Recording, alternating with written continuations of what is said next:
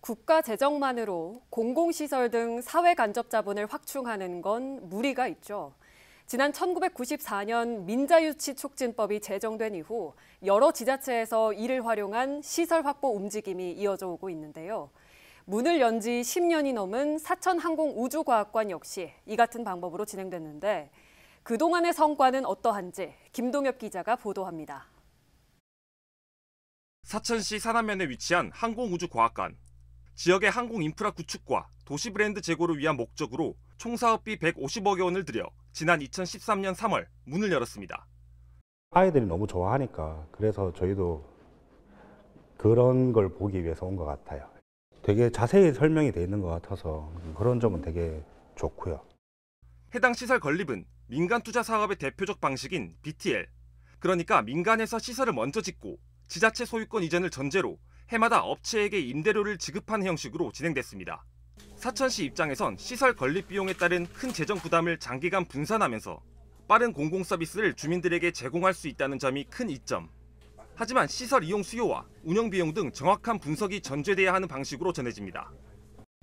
기대되는 향후 수익이 좀 과대 계상됐다라고 하면은 사실은 엄밀히 말하면 그 사업은 하면 안 되는 거잖아요. 손익분기점을 만약에 20년으로 계상을 했는데 한 40년, 50년이 될 수도 있는 거지 않습니까? 업체가 지불하는 위탁 운영비를 제외하고 임대료와 인건비 등 사천시가 해마다 투입해야 할 예산은 16, 7억 원 상당인 것으로 알려졌습니다.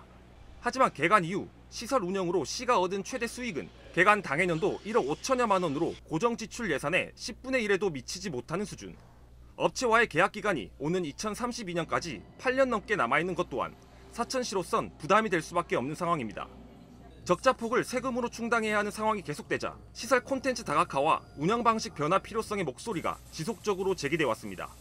결국 시가 지난해 시설의 대대적인 리뉴얼 작업 착수에 이어 올해 초부터 인접한 항공우주 박물관과의 할인 통합 발권으로 가격 인하에 나서기도 했는데 이 같은 대책이 어느 정도 효과를 보고 있는 것으로 파악됐습니다.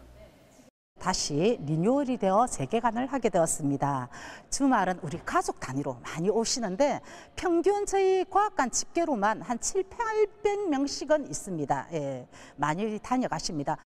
개관 이후 평균 5만여 명에 머물렀던 기존 방문객 수는 3배가량 증가했고 수익 또한 평균 1억 원 수준에서 약 2.5배 증가한 것. 특히 올해 관련 통계 작성 기준점이 10월인 점을 감안하면 관람객과 수익성 모두에서 어느 정도 약진하고 있는 것으로 해석할 수 있습니다. 의회 차원에서도 카이와의 업무 협약과 우주항공청 개청에 따른 홍보 효과로 시설 운영 적자폭 개선 기대가 높은 상황. 공동 발권을 하게 되면 편리성이 또 더해지고 적자폭이 조금 줄어들지 않겠나 저희들은 그렇게 보고 있습니다. 카사가 우리 사천에 개청을 했고 바이럴 마케팅이 될 거다.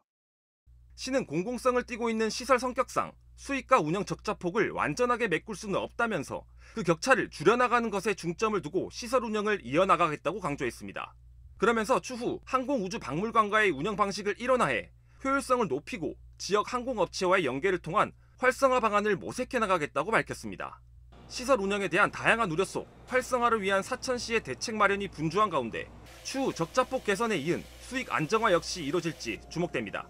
SCS 김동엽입니다.